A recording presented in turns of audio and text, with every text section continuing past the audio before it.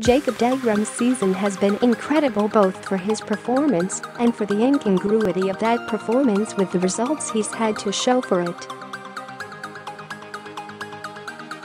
Despite the fact that he leads the majors with a 1.77 ERA, the Mets have somehow lost 14 of his 23 starts. However, thanks to another gem on Wednesday afternoon against the Reds and some rare run support, deGrom picked up his 6th win of the season in an 8-0 New York rout. That said, 6 wins is a mind-boggling low total for a pitcher who has been as dominant as deGrom.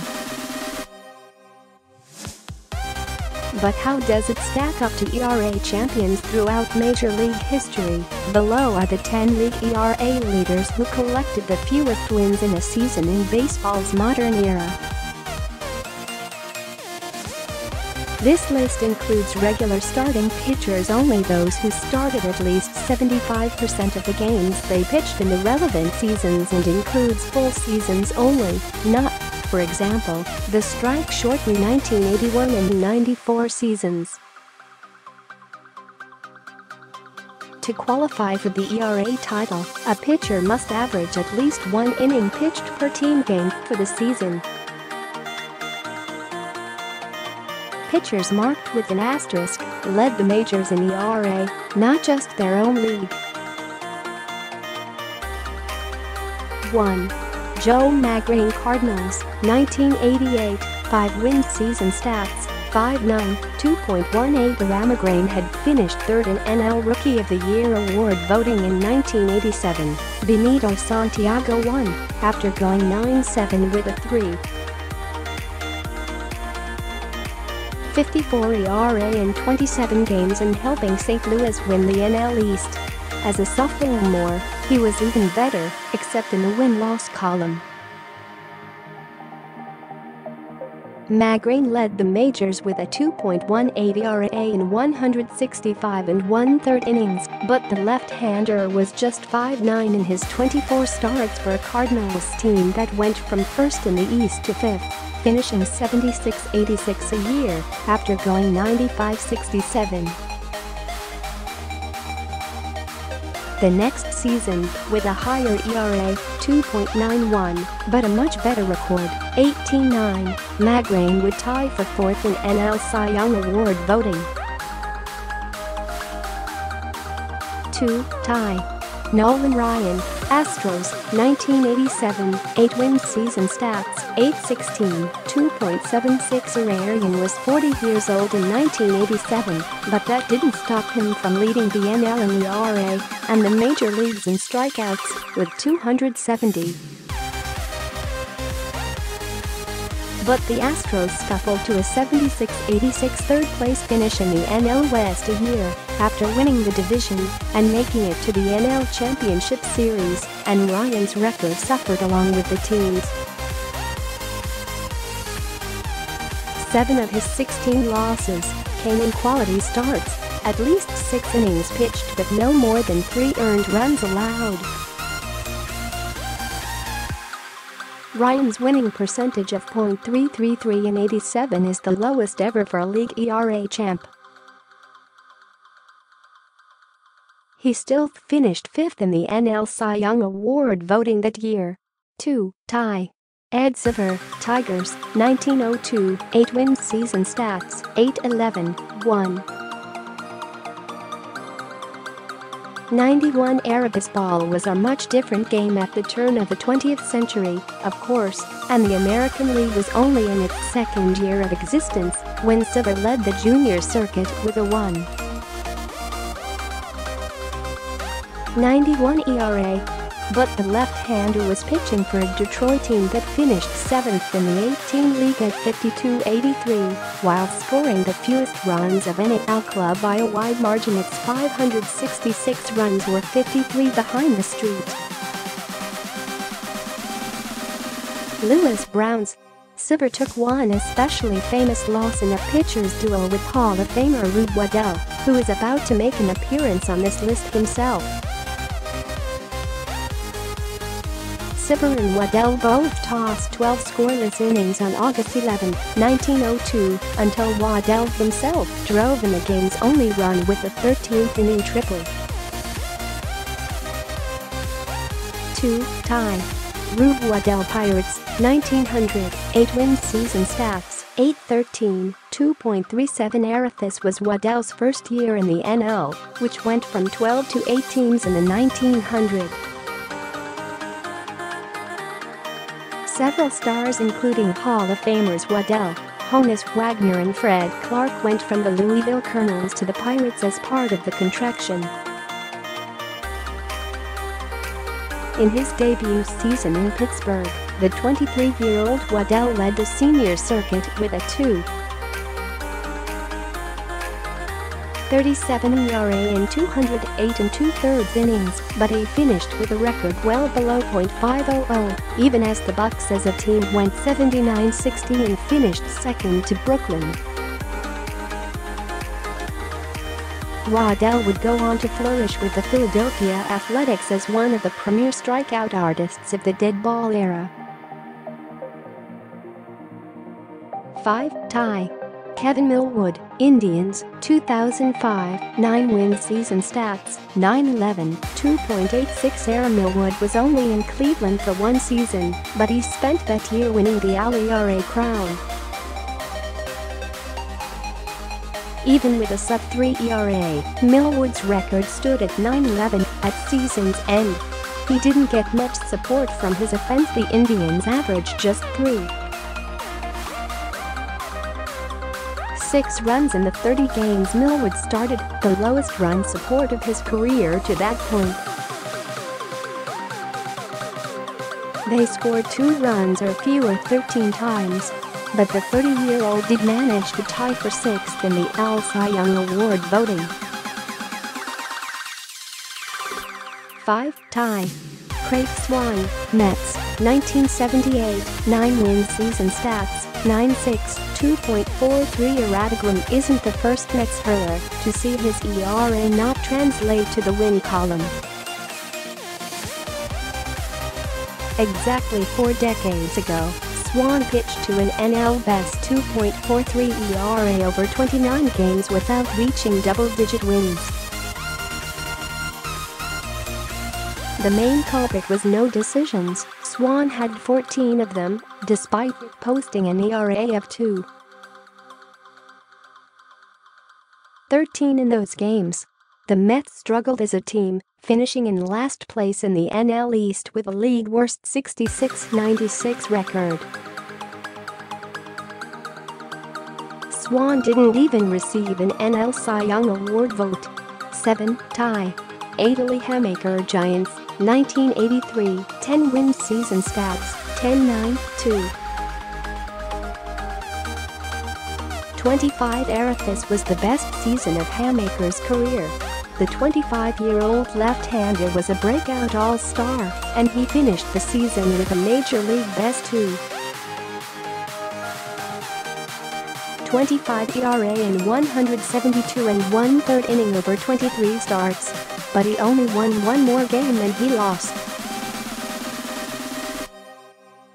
Hamaker's toughest losses that season came on May 22, when the only 2 runs he allowed in 8 innings were unearned, and the Giants lost to the Expos 2-0, and on July 2, when he pitched into the 10th inning against the Padres only for the walk-off run to score on an error by San Francisco shortstop Johnny Lemister. 7. Tie. Dick Donovan Senators, 1961, 10-win season stats, 10-10, 2.40 ERA. Donovan came to the Senators from the White Sox in 1961, and in his only season with Washington, he won his only career ERA title. But Donovan didn't finish with a winning record, although he did well to battle back from starting 0-5 despite a 3.29 ERA in that stretch. The Senators finished tied for last in the AL with a 61-100 record that year, but for his excellent pitching, Donovan got an All-Star nod and showed up on a few AL MVP award ballots. Video, SD, at Flaw. Johnson throws a complete game. Fans 12-9, tie. Josh Johnson, Marlins, 2010, 11 wins season stats, 11-6, 2. 30 error now into 11-win territory, so you can see just how rare it is for a pitcher who dominates in the ERA to also be held out of the win column. This was Johnson's best season for the Marlins, with the 26-year-old finishing with an NL Best 2.30 ERA to go along with 186 strikeouts in 183 and 2/3 innings. His record wasn't overwhelming on a middling Florida team, but Johnson's season still got some shine, as he was an all-star, finished 5th in the NL Cy Young Award balloting, and got a couple of MVP votes too. 9. Tie. Juan Guzman, Blue Jays, 1996, 11 wins season stats, 11-8, 2.93 ERA. Guzman broke into the big leagues with a great 3-season stretch. He was the runner-up to Chuck Knoblauch for the AL Rookie of the Year award in 1991, an All-Star in 92, and finished 7th in the AL Cy Young Award voting in 93, all while helping Toronto win back-to-back World Series in the latter 2 years. But he'd gone through 2 straight down seasons when 96 rolled around, only to recapture his form and lead the AL with a 2.93 ERA in 27 starts. Guzman didn't get any AL Cy Young Award votes, even though he was certainly deserving. 9. Tie. John Denny, Cardinals, 1976, 11 wins season stats, 11-9, 2.52 ERA. Denny would win the NL Cy Young Award with the Phillies in 1983, after going 19-6, but the right-hander's 11-9 season in 76 with Street Lewis, when he was just 23, was pretty similar in terms of ERA, 2.52 and 76, 2. 37 and 83. Denny didn't get any NL Cy Young Award love in that first breakout campaign, though, even with his ERA title. The top 4 vote-getters were all 20-game winners, even though 2 of them, Don Sutton and Steve Carlton, each had an ERA over 3.00. 9. Tie.